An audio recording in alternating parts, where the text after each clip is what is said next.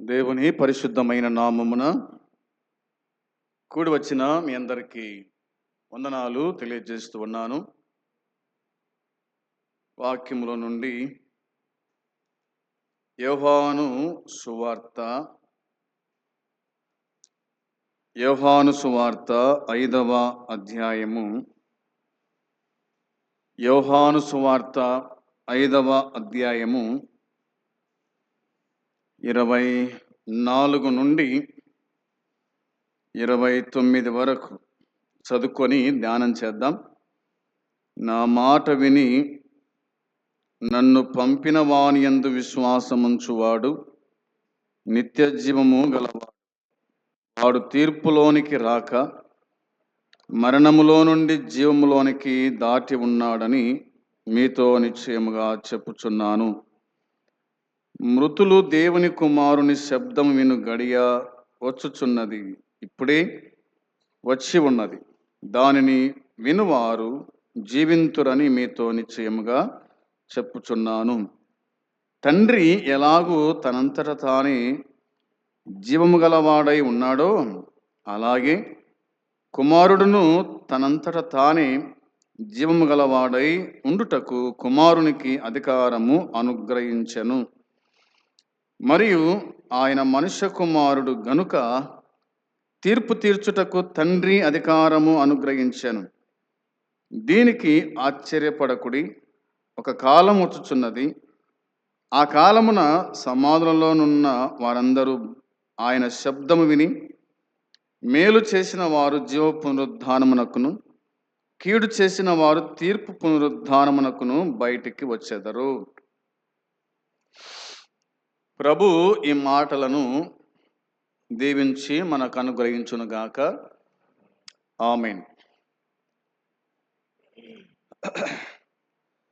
దేవుని వాక్యమైన బైబిల్లో నుండి మనము చదువుకున్నటువంటి లేఖన భాగం యేసుక్రీస్తు ప్రభు తన యొద్దనున్న శిష్యులతో మాట్లాడుతూ పలికినటువంటి మాట, నా మాట విని నన్ను పంపిన వాని యందు విశ్వాసముంచువాడు నిత్య జీవము గలవాడు. నా మాట విని అని అన్నాడు. ఇదే మాట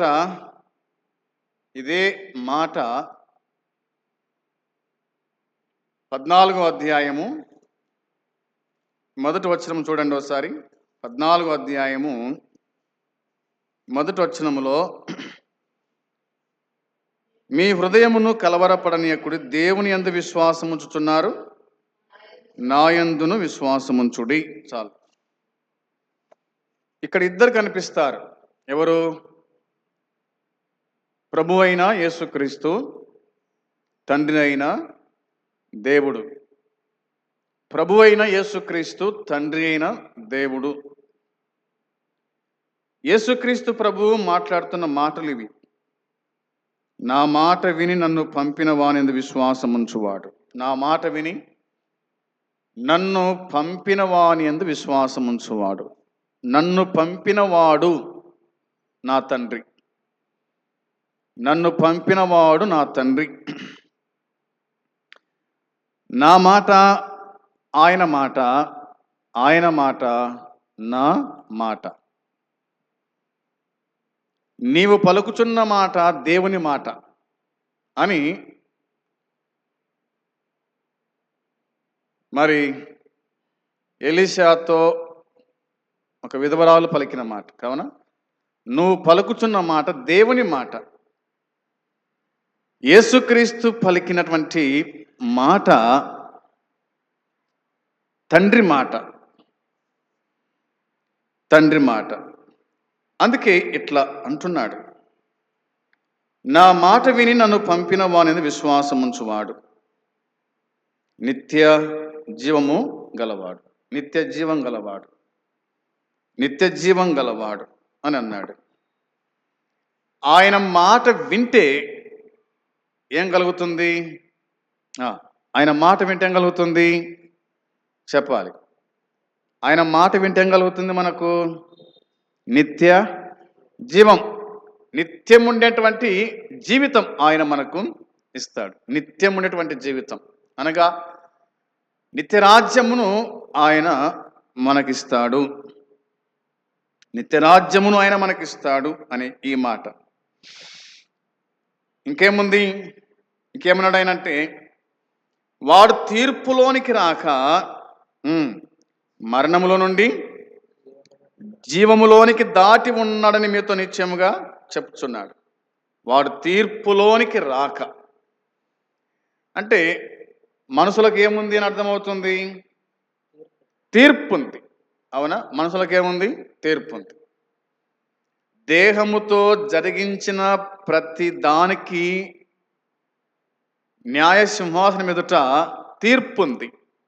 అది మంచిదైనా అది చెడ్డదైనా దేహముతో జరిగించిన ప్రతి దానికి తీర్పు ఉంది. తీర్పు చెప్పాల్సిందే. ఆయన యందు విశ్వాసం ఉంచితే గనుక ఆ తీర్పు తప్పుతూ ఉంది. అవునా? ఆయన యందు విశ్వాసం ఉంచితే ఆ తీర్పు తప్పుతూ ఉంది అనేది మనకు అర్థమవుతుంది కదా. చూడండి, 6వ అధ్యాయము 40వ వచనములో, 6వ అధ్యాయము 40వ వచనం, కుమారుని చూచి ఆయన యందు విశ్వాసముంచు ప్రతివాడును నిత్య జీవము పొందుటయే నా తండ్రి చిత్తం. అంత్య దినమున నేను వానిని లేపుదును అన్నాడు. కుమారుని చూచి అనగా నన్ను చూచి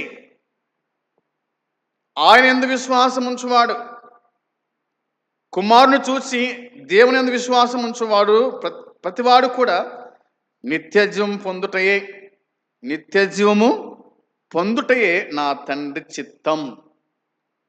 నిత్య జీవం పొందుటయే నా తండ్రి చిత్తం.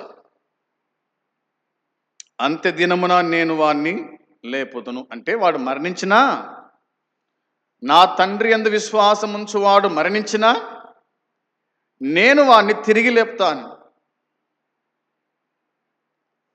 ప్రాణం పెట్టుటకు అధికారం ఉంది, ప్రాణము తిరిగి తీసుకోవడానికి యేసుక్రీస్తునకు అధికారము ఉంది అని ఇదే యోహాను సువార్త 10వ అధ్యాయంలో ఆయన చెప్పినాడు. నేను లేపుతాను అన్నాడు. లేపుతాను అని అన్నాడు.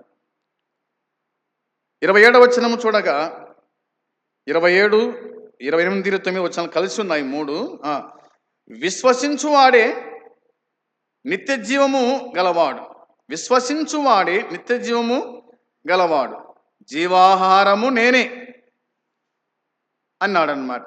సరే, విశ్వసించువాడే నిత్య జీవం గలవాడంట. ఆయన ఎందు విశ్వాసం ఉంచువాడే నిత్య జీవము గలవాడు, నిత్య జీవము గలవాడు అనేది ఈ వచనం మనకు గుర్తు చేస్తూ ఉంది కదా. మరొక వచనం కూడా చూడండి, 8వ అధ్యాయము 51వ వచనం. 8వ అధ్యాయము 51వ వచనం మనం చూడగా, ఒకడు నా మాట గైకొనిన ఎడల వాడెన్నడను మరణం పొందడని మీతో నిశ్చయముగా చెప్పుచున్నానని ఉత్తరమిచ్చెను. యేసు ప్రభు చెప్తున్న మాట ఏమిటి? ఒకడు నా మాట గైకొనిన ఎడల వాడెన్నడను మరణం పొందడని మీతో నిశ్చయముగా చెప్పుచున్నాను. నా మాట, అవునా? ఒకడు నా మాట గైకొంటే వాడెన్నడు మరణం రుచి చూడడు, వాడెన్నడు మరణం పొందడు. అంటే ఇప్పుడు ఆయన యందు విశ్వాసం ఉంచిన వారు మరణించడం లేదా? చనిపోవటం లేదా? ఆనాటి శిశువులు చనిపోలేదా? చనిపోయినారు. ఎలా చనిపోయినారు వాళ్ళు? దేనికి మరణము? మరణం దేనికి? ఆత్మకా శరీరానికా? శరీరానికి మరణం, ఆత్మకు కాదు. మీరు ఈ పండు తినుదినమున నిశ్చయముగా చచ్చెదరు అని ఆదామునకు ఆజ్ఞాపించినాడు. చచ్చినారా వాళ్ళు? ఎలా చచ్చిపోయినారు? శరీరపరంగా చచ్చిపోయినారు, కానీ ఆత్మపరంగా మాత్రం వారు చావలేదు. కాబట్టి ఎలా అంటే ఆత్మ ఎప్పటికీ చావదు, ఆత్మకు మరణము లేదు. దాన్ని కూడా మనము గ్రహించువారమై ఉండాలి. అందుకోసమే ఒకడు నా మాట గైకొనిన ఎడల వాడెన్నడూ మరణము పొందడని మీతో నిత్యంగా చెప్పుచున్నాను. మరణం పొందడని అంటే అర్థం ఏమిటి? మరణం పొందడంటే మరణము చూడడని. అవునా? పుట్టినోట్లో మరణము చూడడని మీతో నిశ్చయముగా చెప్పుచున్నాను అని అన్నాడు. మరణము చూడడు అనగా శరీర మరణం కాదు, ఆత్మ మరణము చూడడు. ఆత్మ మరణము, శరీర మరణము రెండు ఉన్నాయి. ఒకటి శరీర మరణము, అది సహజ మరణం. నువ్వు మన్నే కనుక తిరిగి మన్నైపోదు అని ఆదాముతో చెప్పిన మాటను బట్టి, మరి శరీర మరణము అది శరీరం ఖచ్చితంగా మరణించాల్సిందే. కానీ ఆత్మ మరణం ఒకటి ఉంది కదా. ఏమిటి ఆత్మ మరణం అంటే? ఆత్మకు మరణం ఉందా? ఆత్మ చనిపోతుందా అంటే యేసుప్రభువు అన్నాడు, శరీరమును చంపక ఆత్మను శరీరమును చంపువానికి మిక్కిలి మీరు భయపడండి అన్నాడు. అంటే శరీరమును ఆత్మను చంపే అధికారము ఎవరికి ఉందంటే ప్రభువైన యేసుక్రీస్తుకు ఉంది అనేది మనకు అర్థమవుతూ ఉంది. తర్వాత యోహాను రాసిన మొదటి పత్రిక 3వ అధ్యాయము 14వ వచనం. 3వ అధ్యాయము 14వ వచనములో మనము సహోదరులను ప్రేమించుచున్నాము గనుక మరణములో నుండి జీవములోనికి దాటి ఉన్నామని ఎరుగుదుము అని ఉంది. చాలు.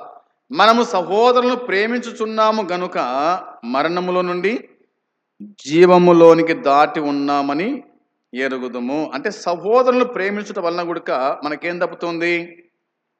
మరణము తప్పుతుంది. సహోదరులను ప్రేమించడం వలన మనకేం తప్పుతుంది? మరణము తప్పుతుంది అని యోహాను సువార్త రాసిన యోహానే పత్రిక కూడా వ్రాసినట్టుగా మనం చూస్తాం.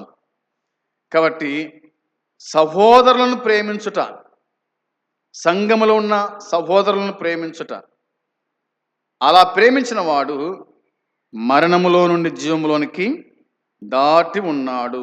దాటినాడు అంటే దాటటం అంటే ఏంది? దాటటం. అవునా? దాటటం, ఒక వాగు దాటడం, కడపమాన్ దాటడం. అవునా? అట్లా మరణంలో నుంచి జీవములోకి దాటుట అంటే మరణం గుండా పోయేవాడు మరణం తప్పించుకొని జీవంలోనికి ప్రవేశించుట. మరణము ఎవరికి వస్తుంది? మరణం అంటే అందరికి వస్తుంది. మరణం అందరికి వస్తుంది. నమ్మినవాడు చనిపోవాల్సిందే, నమ్మనివాడు కూడా చనిపోవాల్సిందే. అయితే మరణము తప్పించుట యెహోవా వశం, మరణం తప్పించుట దేవుని వశం. అదే కోణములో నీకు కూడా అందులో భాగం ఉంది. ఎందుకంటే దేవుడు నీకు ఆ సంగతి బయలుపరుస్తూ ఉన్నాడు, ఇలా మరణం తప్పించుకోవచ్చు అని. అవునా? ఇలాగపోతే నువ్వు గమ్యం చేరుతావు, ఇలా పోతే కనుక నువ్వు గమ్యం చేరవు అని ఒక మానవుడు మరొక మానవునికి ఎట్లా సలహా ఇస్తాడో దేవుడు కూడా 2 మార్గాలు ఉన్నాయి. ఒకటి మరణ మార్గము, 2 జీవ మార్గము అని అన్నాడనమాట. ఈ జీవ మార్గములో కష్టాలు ఉంటాయి. అవునా? జీవ మార్గంలో కష్టాలు ఉంటాయి. అన్నిటికీ ఓర్చుకోవాలా, సహించాలా. అవునా? అన్నీ ఉంటాయి. ఏదేమైనా దాటుట అనేది మనం గుర్తుంచుకోవాలా. ఒక కాలువ దాటినట్టుగా. అవునా? మనము దాటుతాం. అట్లా అంటే యేసునందు విశ్వాసం ఉంచిన వాడు మరణం నుంచి జీవములోకి దాటినాడు అనేటువంటి మాటలు ఇందులో మనము చూడగలుగుతూ ఉన్నాం. ఇదే 24వ వచనములోనే, యోహాను సువార్త 5వ అధ్యాయం 24వ వచనములోనే రాయబడిన మాట ఏమిటి? ఇంకోటి అది కూడా చదవాలి. 25వ అధ్యాయము యోహాను సువార్త 5వ అధ్యాయం 24వ వచనములో ఉన్న మాటని మనం చూడగా,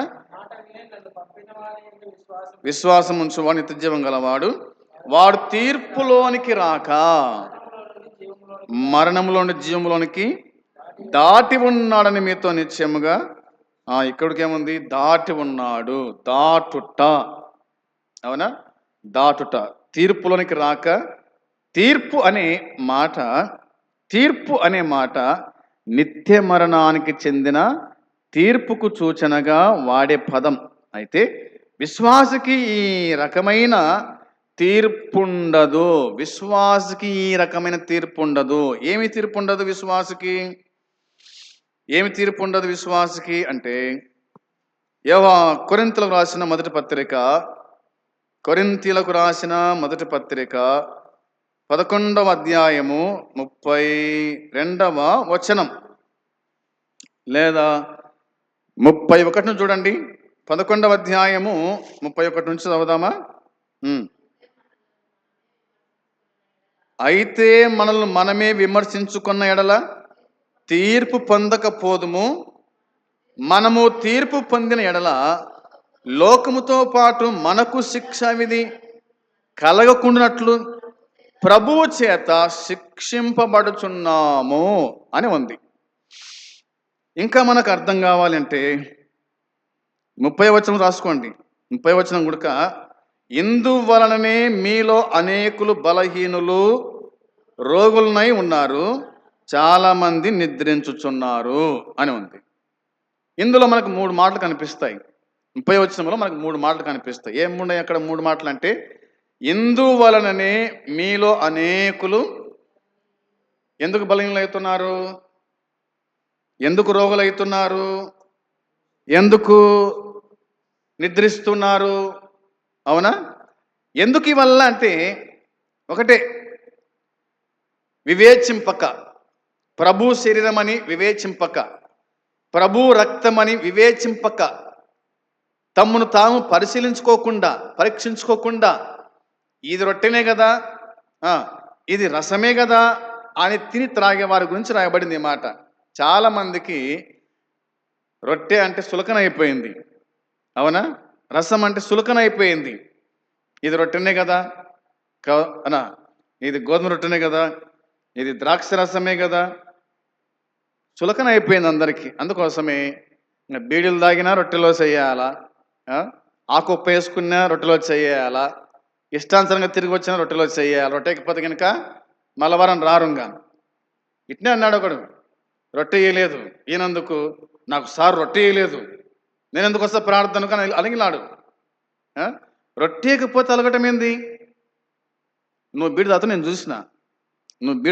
చూసిన, నువ్వు మందు తాగుతున్న కాడ ఉండవు కాబట్టి నేను చూసిన, అందుకని నీకు రొట్టె వేయలే, రసం వేయలే అంటే నువ్వు అన్నీ చేసినా కానీ నేనేమి వేయాలా? నువ్వు బీడి తాగినా, సిగరెట్ తాగినా, మందు తాగినా వీడికి వచ్చి నాకు సేజ్ ఆపితే రొట్టె ఇవ్వాలా, నేను బల్ల ఇవ్వాలనా? అది అవుతుంది. అవునా? దానికి పరిణామం ఏమిటి? మళ్ళా వివేచింపక తిని త్రాగువాడు, ఆ మాట గుర్తుపెట్టుకోండి, వివేచింపక తిని త్రాగువాడు తనకు తానే శిక్ష విధి కలుగుటకే తిని త్రాగుతున్నాడు. 29వ వచనం మాట చెప్తుంది కదా, 29వ వచనం మాట చెప్తుంది మనకు, ప్రభు శరీరం అని వివేచింపక తిని త్రాగు ప్రతి తనకు శిక్ష విధి కలుగుటకే. ఇందువలనే మీలో అనేకులు బలహీనులు. ఒకటి బలహీనత. మొదటిగా దేవుడు చూపిస్తాడు, నేను బలహీనునిగా చేస్తాడు, బలహీనురాలుగా చేస్తాడు. అప్పుడైనా గ్రహించితే మంచిది. అప్పుడు గ్రహించలేదనుకో, రెండో రోగం ఏంది?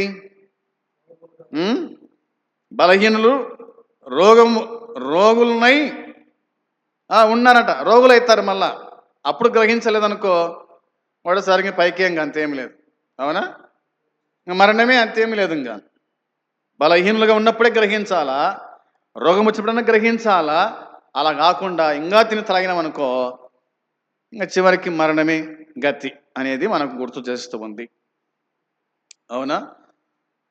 కొందరు మహానుభావులు ఉన్నారు, చర్చకి రాకపోయినా ఇంటికాడ తీసుకుపోయాలంట. కొంతమందికి ఇంటికాడ తీసుకుపోయాలంట.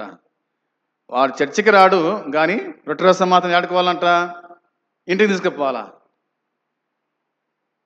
ఇవేం పద్ధతులో కొన్ని సంఘాల్లో అలా జరుగుతూ ఉన్నాయి. అలా చేయకూడదు అస్సలు. ఒకేమో అడుగుతా మందికి వచ్చి, నా బిడ్డ ఇంటికాడు ఉంది, రొట్టె రసం నేను తీసుకుపోతా అంటుంది. నేను ఇయ్యనని చెప్పిన, మళ్ళీ ఆయన ఇచ్చాడే, ఆయన ఇచ్చాడేమో నేను ఇయ్యాను. అవునా? ఆయన ఇచ్చాడేమో నేను ఇయ్యాను. నేను ఎందుకు ఇచ్చాను నీకు ఇంటికి కలిసిపోనిక రసం? అవునా? ఇదేం అలవాట్లో? అది కాదు. ఇంకేముంది వాక్యం చెప్తుంది 31వ వచనంలో, అయితే మనలను మనమే విమర్శించుకున్న ఎడల తీర్పు పొందకపోదుము.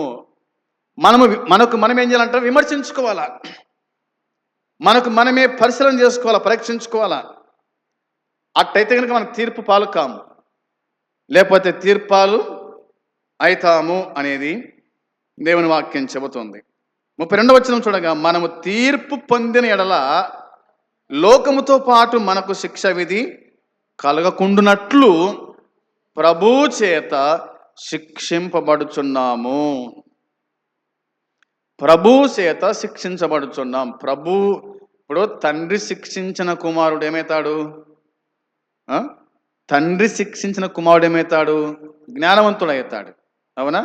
తండ్రి శిక్షించని కుమారుడు ఏమవుతాడు అంటే తండ్రికే శత్రువు అవుతాడు. కాబట్టి మనము శిక్షించబడుతున్నాం. దేవుని చేత శిక్ష పొందితే పర్వాలేదు. అవునా? అయితే మనకై మనమే శిక్ష తెచ్చుకున్నాం అనుకోండి, అది మరణానికి దారి తీస్తూ ఉంది అనేది గుర్తుపెట్టుకోవాలా. ప్రభువు చేత శిక్షించబడుచున్నాం అంటే తీర్పు తీర్చడంలో, శిక్షించడంలో ప్రభు ఉద్దేశం ఏమిటి? 30 వచనం మనం చెప్తున్న మాట అదే కదా. అవునా? తర్వాత మనము లోకముతో పాటు నిత్య నాశనం పొందకూడదని ఎవరైతే తమ పాపాల నిమిత్తం ప్రాయశ్చిత్తపడి తమను తామే తీర్చుకుంటారో అలాంటి వారికి దేవుని దయ గల ఈ ప్రణాళిక అందుబాటులో ఉంటుంది అని వాక్యం చెబుతుంది. ఏది అంటే 31వ వచనం మనకు తేటగా జ్ఞాపకం చేస్తూ ఉంది. తీర్పు పొందకపోదుము. పరిశీలించుకుంటే తీర్పు ఉండదు, పరిశీలన చేసుకోకపోతే ఇంకా తీర్పు ఉంటుంది అనే విషయము ఇందులో మనకు కనిపిస్తుంది. కాబట్టి ఈ విషయాలను మన మనసులో మనము ఉంచుకొని జాగ్రత్త పడేవారుగా ఉండాలి. మనము ఇదివరకు మరి 5వ అధ్యాయము 24వ వచనం మాత్రమే ధ్యానం చేసినాం. ప్రభు చిత్తమైతే మరలా 25వ వచనము, 26వ వచనము, 29వ వచనము తర్వాత మనము ధ్యానం చేస్తూ వస్తాం. దేవుడు అట్టి కృప మనకు అనుగ్రహించునుగాక. ఆమేన్. ప్రార్థన చేద్దాం. ప్రేమగల తండ్రి, మీకు వందనాలు, స్తోత్రం, స్తుతులు చెల్లించుకుంటున్నాం. చదువుకున్న ఈ లేఖన భాగం దీవించి ఆశీర్వదించండి. విన్నవారికి మేలు క్షేమం దయచేయండి. పాపికి రక్షణ మారు మనసు దయచేసి కాపాడి సహాయపడమని మీకు అప్పగించుకుంటూ యేసుక్రీస్తు పరిశుద్ధమైన నామమున ప్రార్థించి అడిగి స్తుతించి వేడుకొనుచున్నాము తండ్రి. ఆమేన్. పరలోకమందున తండ్రి ప్రేమ, మన ప్రభు అయిన యేసుక్రీస్తు కృపయు, పరిశుద్ధాత్మ అన్యోన్య సహవాసము సన్నిధి చేరవచ్చిన మనకు సకల పరిశుద్ధులకు ఇప్పుడు ఎల్లప్పుడు సదాకాలము తోడై ఉండునుగాక. ఆమేన్. అందరికీ వందనాలు.